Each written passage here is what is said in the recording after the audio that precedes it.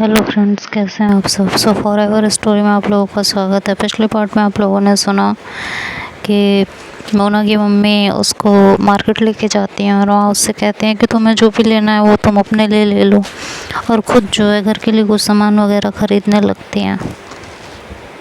तो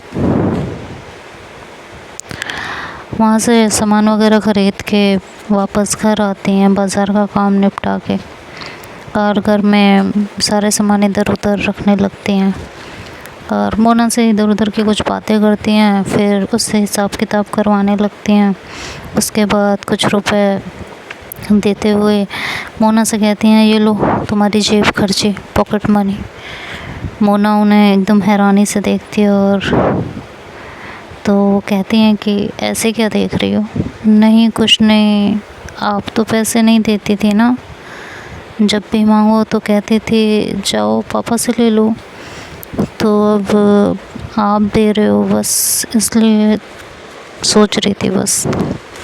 हाँ तो ये भी तुम्हारे पापा नहीं दिए हैं कि मोना को दे देना, उन्हें पता है तुम अपनी अकड़ में उनसे कुछ मांगोगी नहीं, पर पैसों की ज़रूरत तो होगी ना तुम्हें, इसलिए दे दिया। ये देखो भाई, इनके तो माँ बाप को भी ये पता था कि इन्हें पैसे की ज़रूरत हो सकती है। मार तो मम्मी पापा कह देते तुम्हें क्या पैसों की ज़रूरत है, हाँ कॉपी किताब हम दे रहे हैं, खाना कपड़ा हम दे रहे हैं, जहाँ आना जाना है हम लेके जा रहे हैं, जो खाना पीना है हम खिला रहे हैं, तो तुम्हें क्या पैसों की ज़रूरत है। कोई पैसे वैसे नहीं मिलेंगे। स्कूल जाते थे ट्रेन से तो टिकट लगता नहीं था, फ्री था, स्टूडेंट पास बन जाता था, और 10 रुपये देते थे इमरजेंसी में कहीं से पीसीओ से फ़ोन वोन करने के लिए कि अगर कभी लेट हो जाओ तो फ़ोन वोन कर देना घर पे।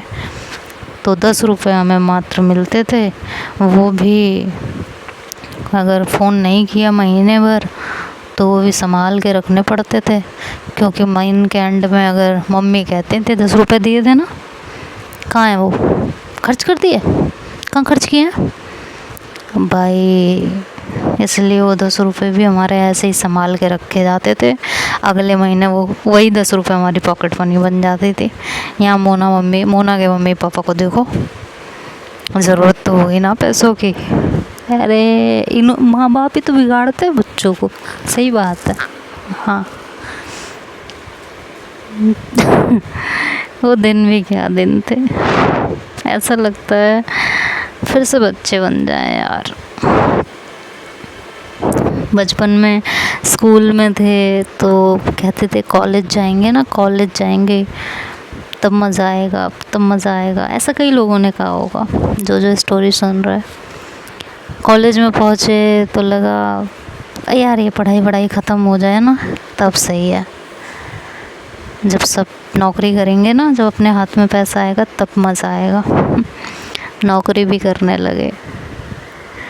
अब लगता है यार बच्चे थे ना तभी सही था।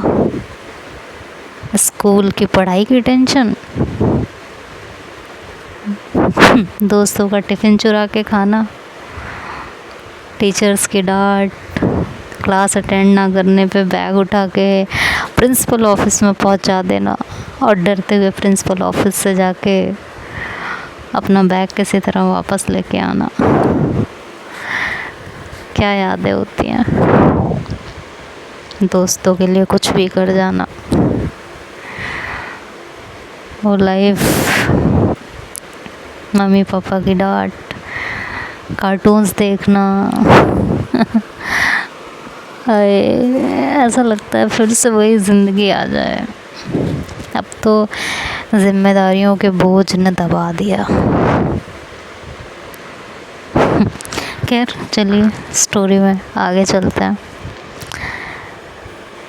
ओके, आगे क्या हुआ। लगभग 1 महीना बीत चुका था और इतने दिन से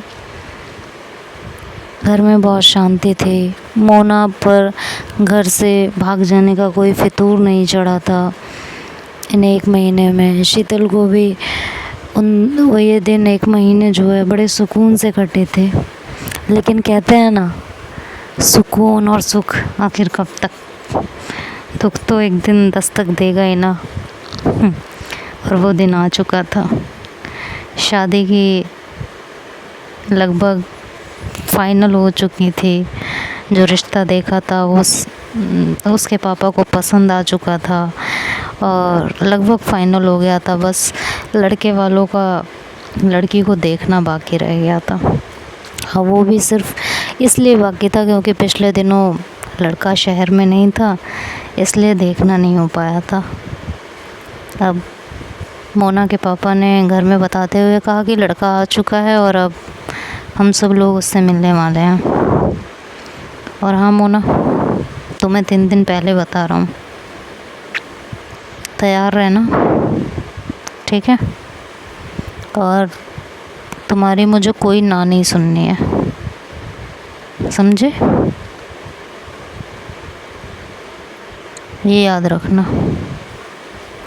इस बार तुम्हें लड़के से मिलना ही पड़ेगा। मैं ये रिश्ता किसी भी तरीके से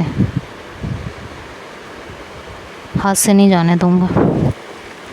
इन सब बातों को लेके उसने काफ़ी दिन से शीतल का सर खाया हुआ था और जिस दिन उसके पापा ने ये डिक्लेयर किया कि अब मिलने जाना ही जाना है, ये सुनते ही वो तुरंत शीतल से मिलने पहुंच गई थी उसके इंस्टीट्यूट पे। वहाँ पहुंची और गाड़ी उसके सामने खड़ी कर दी ले जाके।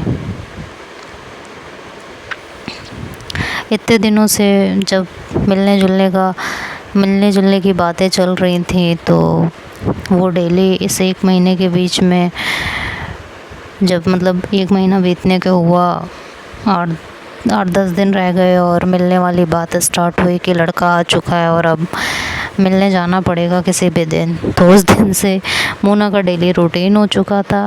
वो अपने घर से निकलती थी, उसके इंस्टीट्यूट पे जाती थी, वहाँ से उसे पिक करती थी, पूरे रास्ते शीतल का दिमाग खाती थी, उसे सुनाती थी, उससे झगड़ा करती थी और फिर जहाँ वो ट्यूशन पढ़ाती थी उसे वहाँ से ड्रॉप करके और अपने घर आ जाते थे।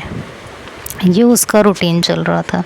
लेकिन जिस दिन पता चला कि लड़का आ चुका है और अब हमें 3 दिन बाद मिलने जाना है, वो तुरंत उठी और शीतल के पास आ गई।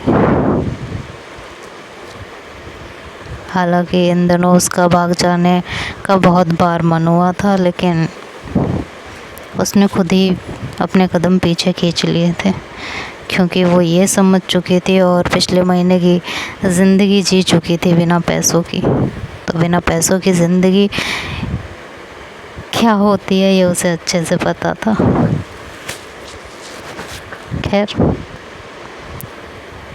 हर बार मोना का वही डायलॉग शीतल को कि ड्रॉप करते हुए कि मैं मर जाऊंगी पर शादी नहीं करूंगी, मैं मर जाऊंगी पर शादी नहीं करूंगी। और हर बार शीतल उसे समझाती थी, लेकिन मोना यही कह के चली जाती कि मैं मर जाऊंगी पर शादी नहीं करूंगी। आज भी जब शीतल मोना से मिलने के लिए गई और उसे वहाँ से पिक किया तो दोनों गाड़ी में बैठ के बातें कर रहे थे।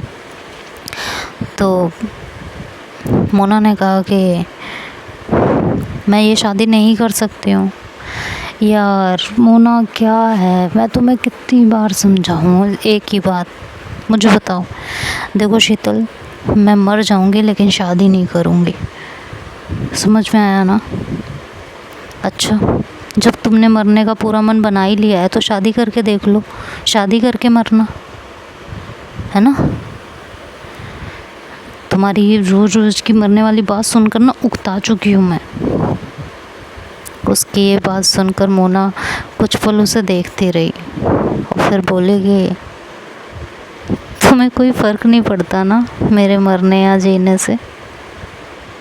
कितनी आसानी से तुमने कह दिया कि शादी कर लो फिर मर जाना। सही है, अच्छी बात है। हाँ, शीतल ने गलत तो कहा, भले ही उसे प्यार नहीं था और ये बात मोना को पता थी, लेकिन जिसे हम प्यार करते हैं, उसके मुंह से ये बात इतनी आसानी से सुन लेना, दिल तो दुखता है। प्यार चाहे दो तरफ़ा हो या फिर एक तरफ़ा। समझ सकती हूँ कि मोना को इस समय कैसा लगा होगा। खैर, ये बोलने के बाद शीतल को अब एहसास हुआ कि उसने कुछ ज़्यादा ही बोल दिया था। तो उसने तुरंत मोना की तरफ देखा और कहा, सॉरी मोना, पर क्या करूं, तुमने इतने दिनों से यही रट लगाई हुई है कि मर जाऊंगी मर जाऊंगी मर जाऊंगी। मुझे गुस्सा आ गया यार, क्या करूं मैं। ये कह के शीतल भी खामोश हो चुकी थी। दोनों काफ़ी देर तक ऐसे ही चुप बैठे हुए थे और सामने की तरफ देख रहे थे। दोनों के पास ही जैसे बोलने के लिए या कहने के लिए कुछ बाकी नहीं रह गया था। दोनों ही बेहद खामोश थे। दोनों की ज़ुबान पे जैसे ताला लग चुका था। थोड़ी देर बाद मोना ने ही कहा कि क्या हम भाग नहीं सकते? हाँ। शीतल 2 पल मोना की तरफ देखती रही और फिर बोली कि जिस बात का जवाब तुम जानती हो, मुझसे क्यों पूछ रही हो? मुझे ये बताओ। हाँ, हर बार एक ही सवाल, और इसी एक ही सवाल का मैं कितनी बार तुमको जवाब दूं? कितनी बार तुम्हें ये बात बताऊं? शायद कई बार बता चुकी हूँ, कई बार समझा चुकी हूँ, फिर भी वही सवाल, वही सब कुछ। ऊबती नहीं हो? अजीब नहीं लगता एक ही सवाल बार बार बार बार बार बार करते हुए? खीज नहीं मचती खुद में कि मैं क्यों बार बार एक ही सवाल कर रही हूँ?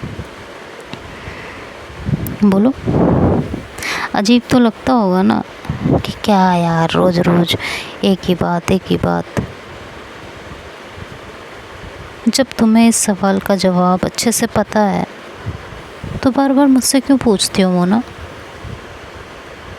हाँ, कभी मरने की धमकी, कभी भाग चलो, कभी कुछ कभी कुछ कभी कुछ। पैसों के बिना तुमसे रहा नहीं जाता, लग्जरी लाइफ के बिना तुम रह नहीं सकती हो, फिर भी भाग चलो, मर जाऊंगी। क्या है यार? हाँ, कुछ तो सोचो, कुछ तो समझो बोलने से पहले। अरे सामने वाला भी तो परेशान हो जाता है एक ही बात सुन सुन के। हद है यार तुम्हारी भी। मोना उसकी तरफ देखती है और शीतल चुप हो जाती है। तो मोना कहती है कि शीतल, एक बात बताओ।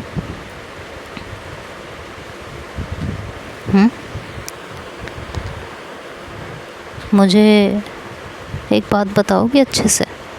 शीतल मोना की तरफ देखती है और कहती है, हाँ पूछो। तुम्हें मुझसे प्यार होता तब भी यही बात कहती?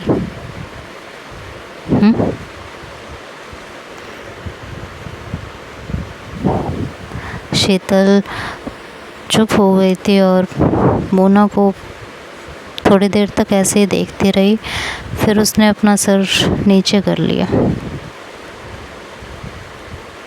मोना उसे बड़े ध्यान से देख रही थी। शायद शीतल के पास इस बात का जवाब नहीं था, या जवाब था या वो देना नहीं चाहती थी। अब आगे शीतल क्या करेगी और क्या कहेगी, कैसे इस बात को टैकल करेगी?